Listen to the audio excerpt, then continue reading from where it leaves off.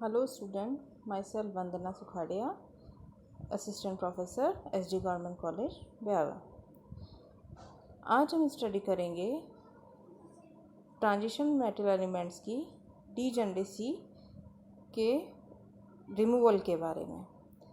तो डीजनरेसी की स्टडी हम प्रीवियस क्लास में कर चुके हैं।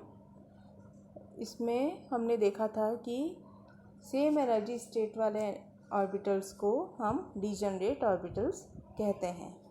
आज का हमारा मेन कंसेप्ट रहेगा कि इस डीजनरेसी का रिमूवल किस तरह से होता है, यानी यह किस तरह से हटती है। इसे देखने से पहले हम सबसे पहले डीजनरेसी को थोड़ा रिकॉल कर लेते हैं। According to its definition, the total number of different energy state of same energy is called degeneracy.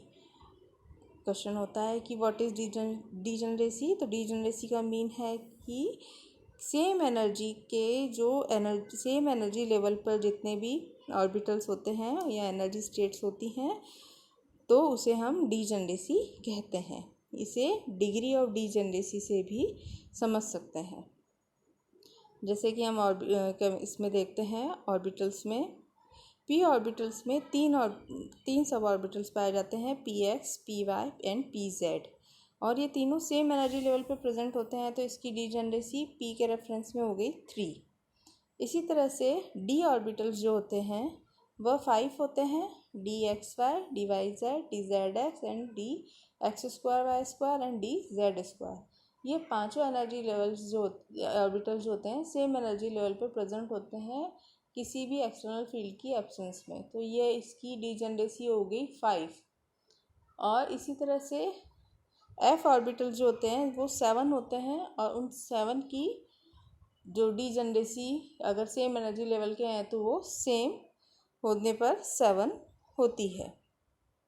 अब ये डीजनरेसी तब तक तो डीजनरेसी जो है यह एक्सटर्नल फील्ड की एब्सेंस में तो मेंटेन रहती है, लेकिन जब भी अब यह ऑर्बिटल जिन कंपाउंड्स में होते हैं वो एक्सटर्नल फील्ड की उपस्थिति में आते हैं तो इसमें कुछ चेंजेस होते हैं, जैसे उसे हम रिमूवल ऑफ डीजनरेसी कहते हैं। The D orbital splits in tetrahedral complexes occur by forming 2 level of orbitals. Degeneracy का रिमूवल समझने के लिए यह टेट्राहेड्रल और ऑक्टाहेड्रल दोनों कंपाउंड में पाए जाते हैं, क्योंकि मेटल और जो होते हैं ट्रांजिशन मेटल वो दोनों टाइप के कॉम्प्लेक्सेस का फॉर्मेशन करते हैं। तो जब ये इसमें इस एग्जांपल में हम टेट्राहेड्रल कॉम्प्लेक्सेस की फॉर्मेशन की बात करते हैं। जब कोई भी मेटल लिगेंड बॉन्ड पाया जाएगा किसी भी एक कॉम्प्लेक्स में, वह कॉम्प्लेक्स में आने से पहले अगर वह किसी भी एक्सटर्नल फील्ड की प्रेजेंस में हो, that during the approach of ligand towards the metal the repulsion experienced by the orbitals D X square Y square, Y square Z square and D Z square is very less and the ligand are not present in the direction. मतलब कि जब भी हम tetrahedral compound की बात करते हैं तो उसमें जो ऑर्बिटल्स के मेन मेटल एटम है वह आयनिक फेज में रहेगा।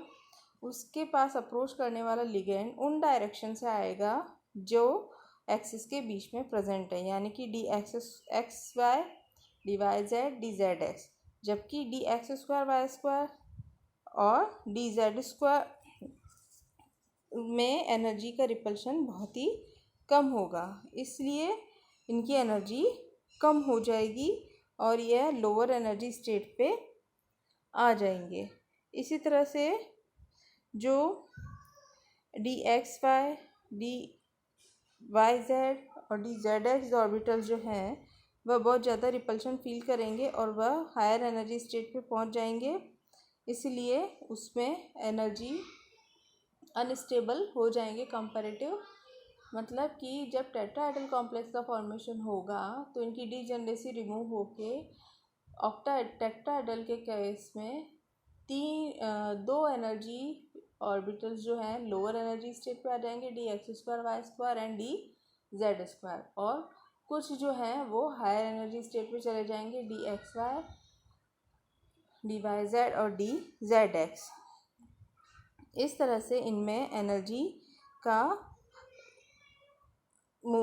सेपरेशन इस तरह से होता है और इनके बीच के एनर्जी गैप को क्रिस्टल फील्ड एनर्जी गैप भी कहा जाता है।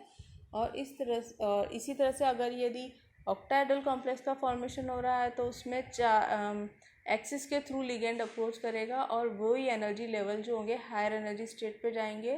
तो इस अकॉर्डिंग डी ऑर्बिटल में dx²y² एंड dz² ऑर्बिटल्स जो हैं वो हायर एनर्जी स्टेट पे होंगे, जबकि dxy, dyz एंड dzx जो होंगे लोअर एनर्जी स्टेट पे होंगे।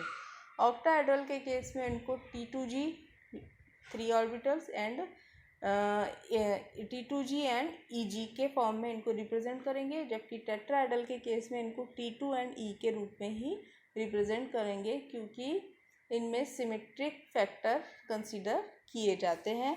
अगर सिमेट्रिक ऑर्बिटल है तो उन्हें G यहाँ डिनोट करता है जिरेट को, और अनजिरेट यानी U अनजिरेट को प्रेजेंट करता है। तो ऑक्टाहेड्रल कॉम्प्लेक्स सम्मिलित होते हैं तो वहाँ पे G का यूज़ इसी टर्म के रूप में किया गया है। इस तरह से हमने देखा कि एक्सटर्नल फील्ड की प्रेजेंस में मेटल लिगेंड इंटरेक्शन की वजह से उनकी जो ऑर्बिटल्स होते हैं उनकी एनर्जी की स्प्लिटिंग हो जाती है। इसे स्प्लिटिंग पैटर्न कहते हैं और यह पैटर्न अलग अलग टाइप के कॉम्प्लेक्स फॉर्मेशन में अलग अलग टाइप का होता है। और इस तरह से हम इसकी स्टडी हम करते हैं। Okay, thank you.